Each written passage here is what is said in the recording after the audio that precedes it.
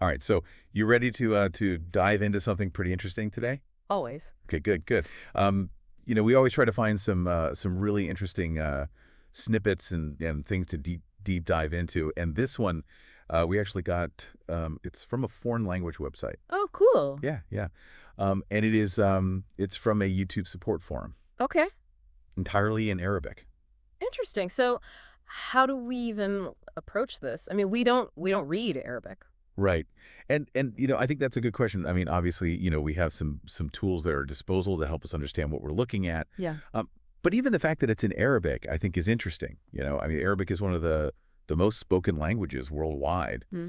And I think that, by looking at how YouTube is adapting its platform for that massive user base, it gives us some clues about their global strategy, Yeah. what they're thinking about when they think about global. Yeah, absolutely. I mean, we talk a lot about YouTube and how it works, how it functions, the different things on the platform, but we tend to look at it through an English-speaking lens. Right. So seeing it from a completely different perspective, especially one where we don't even understand the language, it's going to be really fascinating, I think. Yeah, and I think, it kind of raises that question of, even if we don't understand the language, what can we learn just by looking at the structure, the layout, those sorts of things. Yeah, and that's what we do here, right? We deep dive, we try and figure out what we can from these sources, even if they're kind of obscure or hard to understand at first glance. Exactly. Exactly. So yeah, I mean, like you said, we don't read Arabic, so we have our tools, or our trusty translation tools. And what we're looking at here is not um it's not conversation, it's not, a post or anything like that. It's really more like a collection of links and headings. Yeah. And from the help center and the forum. So Yeah. it's kind of like, imagine like a digital signpost, Yeah. Yeah.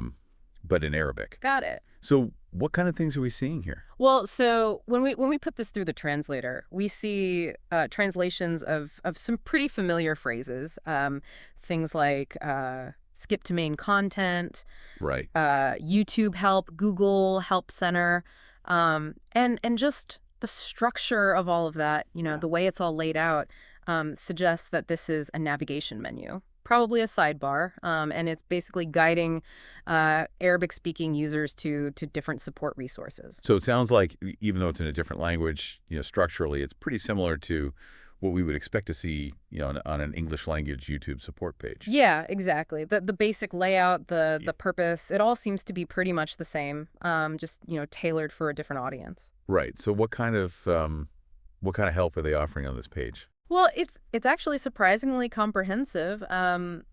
We see links for things like solve a problem, watch videos, manage your account and settings. Okay. They even have whole sections on things like parental controls on YouTube, Yes, too. YouTube Premium, create and grow your channel, make money with the YouTube Partner Program. So they really have it all covered. They do. I mean, so it's not just like, basic troubleshooting or figuring out how to work the website, but they're actually providing resources for content creators and partners too. That's right, yeah. Which I think says something about how YouTube is approaching this market. It's not just about getting people to watch videos. They're really trying to cultivate a creator community within the Arabic-speaking world. Yeah, that makes a lot of sense. Yeah. I mean, if you're going to be a truly global platform, you have to support all of those different communities. Yeah, and, Yeah. and provide them with the tools that they need to succeed on the platform. Yeah, it makes you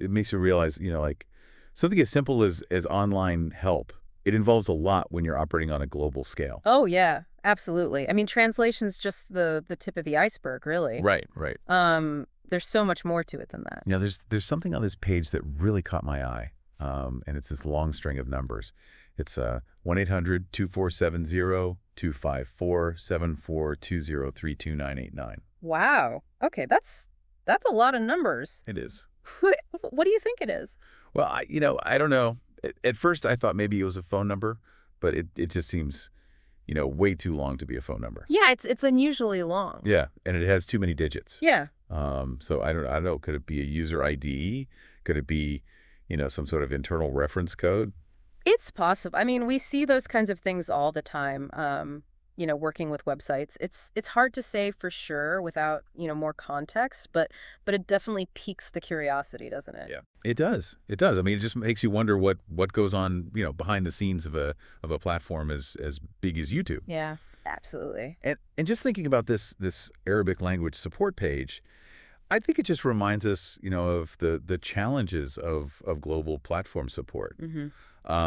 Like you said, it's not just about translation. It's about understanding, cultural nuances. There's internet access disparities in different parts of the world, Hmm. different levels of digital literacy.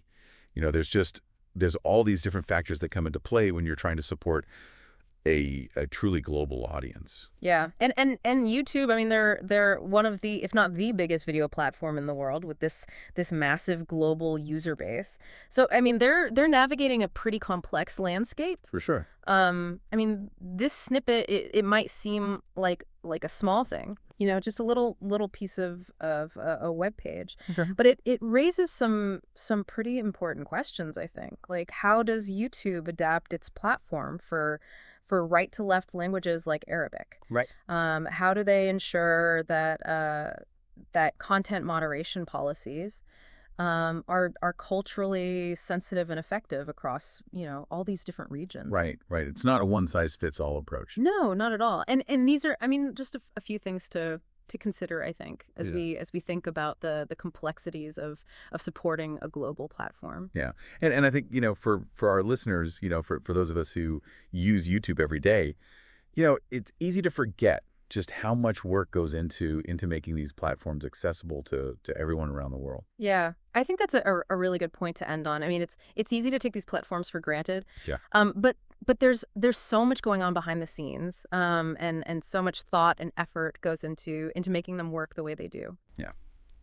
All right. Well, I think we've successfully deep dived into that snippet today. So until next time. See you then. Bye. Bye.